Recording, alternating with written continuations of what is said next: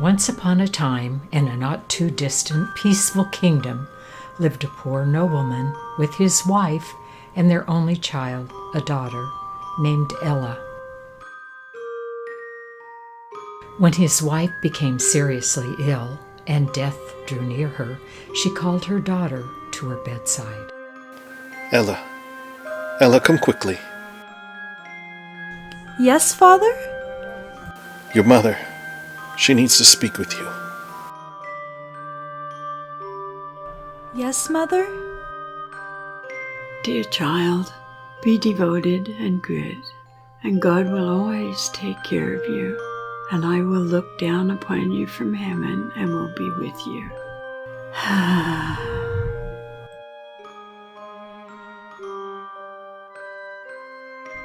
Mother? Mother? Quietly weeping, the girl visited her mother's grave every day. As time went on, Ella remained gentle, kind, and devoted. When winter came, the new snow spread a white blanket over her mother's grave. As the spring sunshine grew stronger, melting the snow, her father took himself another wife. The new wife brought her two daughters with her into the nobleman's home. They were beautiful, with fair faces that had evil and dark hearts. Just think, we'll be living with that dreadful creature. How dreadful.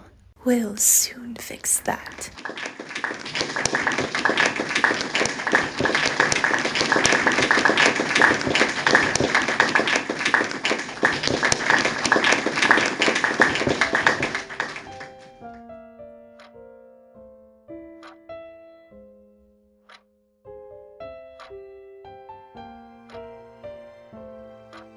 Is this stupid creature to sit in the room with us? Those who eat food shall earn it.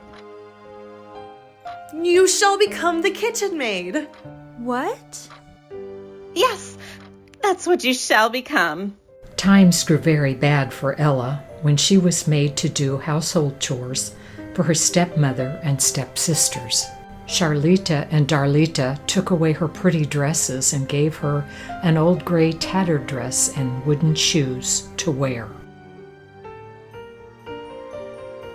Ella remained gentle and kind as she went about her daily chores. Just look at the princess and how decked out she is. Now go to the kitchen and prepare us our dinner. The two stepsisters kept her busy, working day in and day out. Ella did all the cookings, swept the floors clean, chopped all the wood for the household fires, and tended the garden as Charlita and Darlita continually tormented her. Exhausted, she slept by the fire among the ashes and cinders. Because she was always dusty and dirty, they called her Cinderella. What would you have me bring you back from the fair? And clothes. I want pearls and jewels. But what will you have, Cinderella? The first twig, Father, that strikes against your hat on your way home. That is what I should like you to bring me. So he bought fine clothes, pearls, and jewels for the two stepdaughters. On his way back, he rode through a forested lane. A hazel twig struck against his hat. He broke it off and carried it home with him. When he reached home, he gave the stepdaughters what they wished for.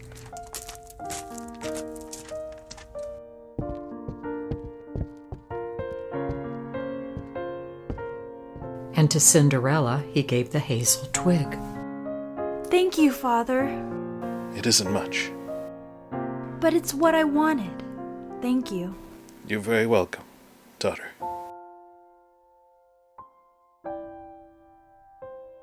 Weeping bitterly, Cinderella planted the twig near her mother's headstone.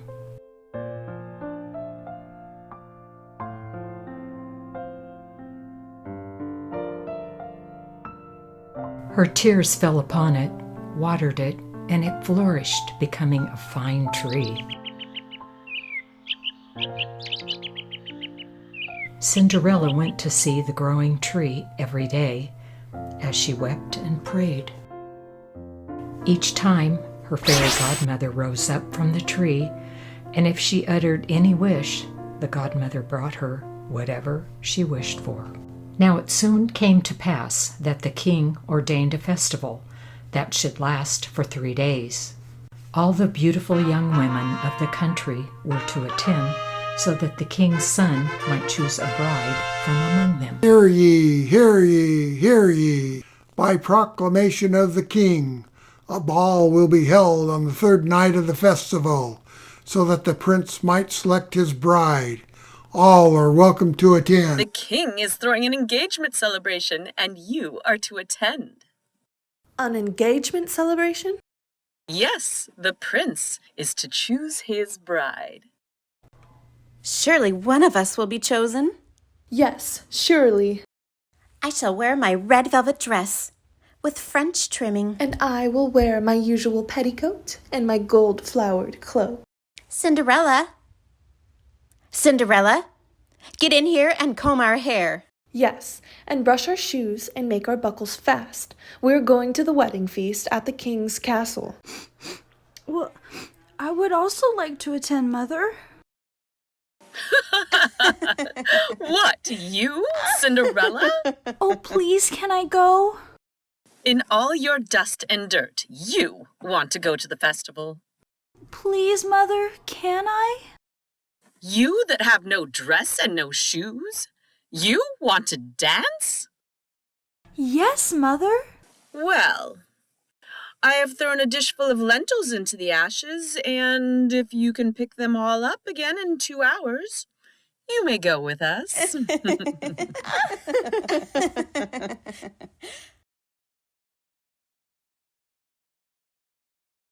Godmother. Godmother. Yes, my dear. Can you help me? Of course. O gentle doves, O turtle doves, and all the birds that be, the lentils that in ashes lie, come and pick them up for me. The good must be put in the dish, the bad you may eat if you wish. A few birds flew through the open back door. Chirping and fluttering, they alight among the ashes and began to pick and peck. The birds put all the good seeds into the dish. In less than an hour, they were finished and flew away. Here are the lentils. Now I must hurry and get ready to go to the feast. No, Cinderella. You have no proper clothes, and you do not know how to dance. You would be laughed at. You will have to stay home.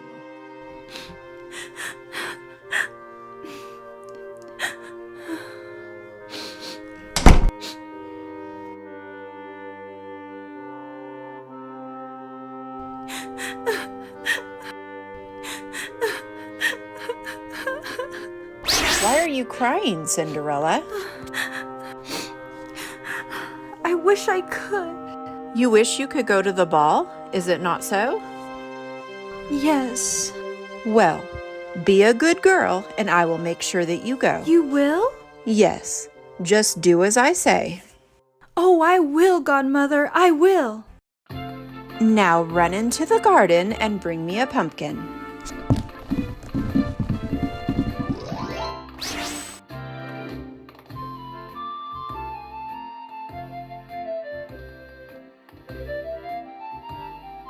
Salakadoola, michikaboola, bippity boppity boo. It'll do magic, believe it or not, bippity boppity boo.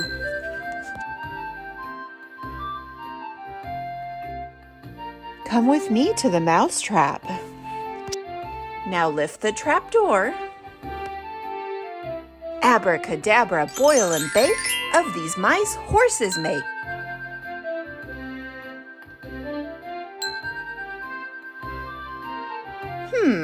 We do need a coachman. I will go see if there is not a rat in the rat trap that you can turn into a coachman. You're right. Go and look. Alakazam, from this rat, a coachman I plan.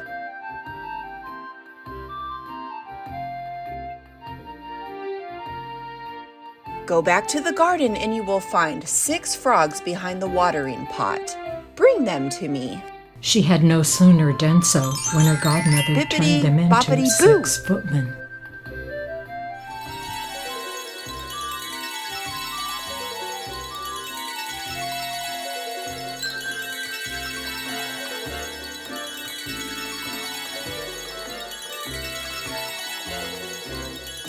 Skipping up immediately behind the coach with their liveries all bedabbled with gold and silver, they clung as close behind each other as if they had done nothing else their whole lives. Well, you see here a carriage and horses fit to go to the ball with. Are you not pleased with it? Oh, yes, but must I go in these nasty rags? Alakazam! Is that not better? Oh, yes, they're beautiful. One thing you absolutely must remember. Do not stay past midnight. If you stay a moment longer, the coach will turn to a pumpkin again, your horses back into mice, your coachman a rat, your footmen to frogs, and your clothes will become as they were. I promise. I will leave the ball before midnight.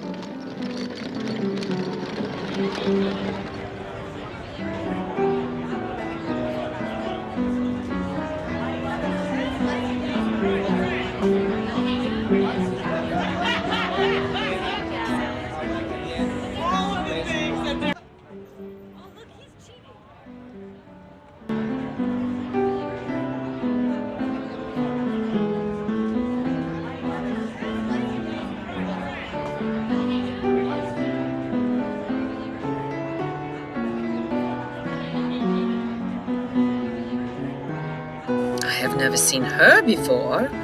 Have you? No, but she sure is beautiful. She must be a foreign princess.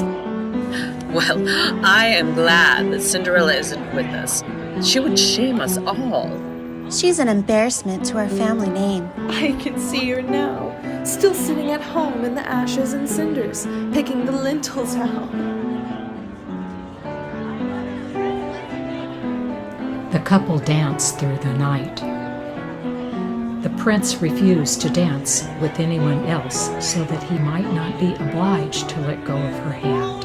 When anyone else came to claim her hand, he answered, Tonight, she is my partner.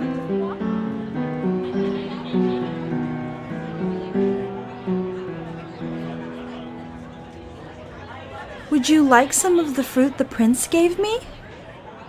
Oh, yes, we would love some.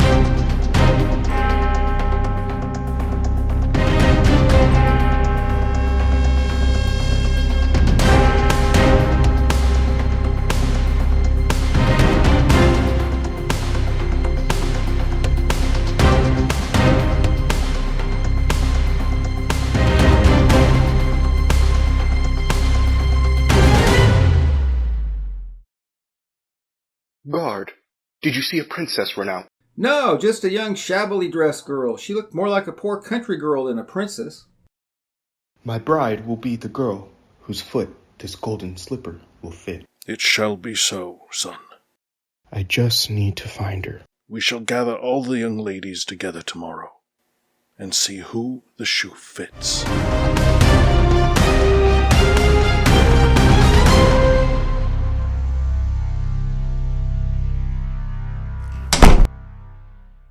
Godmother! Godmother! Yes, my dear? Thank you. It was beautiful. I had a wonderful time. I knew you would.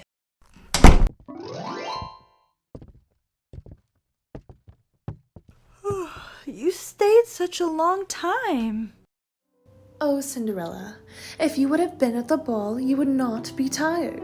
The finest princess was there, the most beautiful that mortal eyes had ever seen. She showed us 1,000 civilities and gave us fruit. Indeed.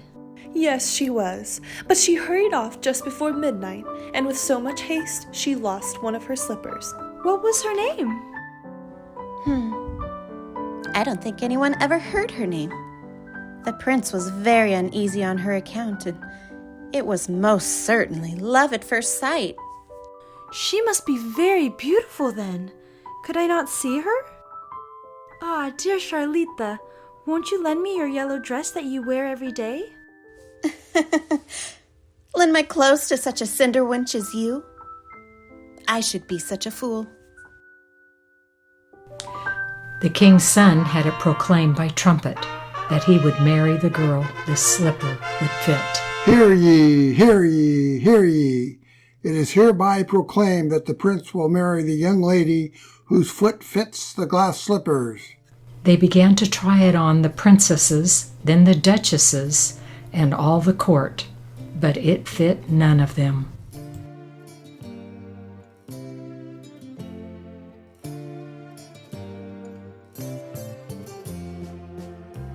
The slipper was soon brought to the two stepsisters.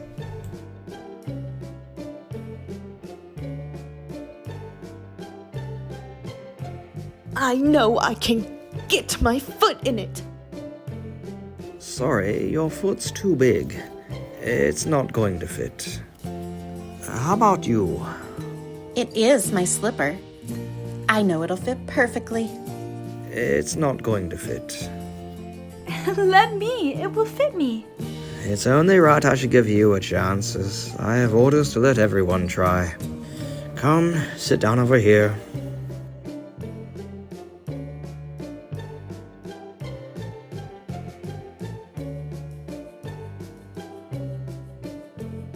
The shoe's not too small. The right bride is she, after all.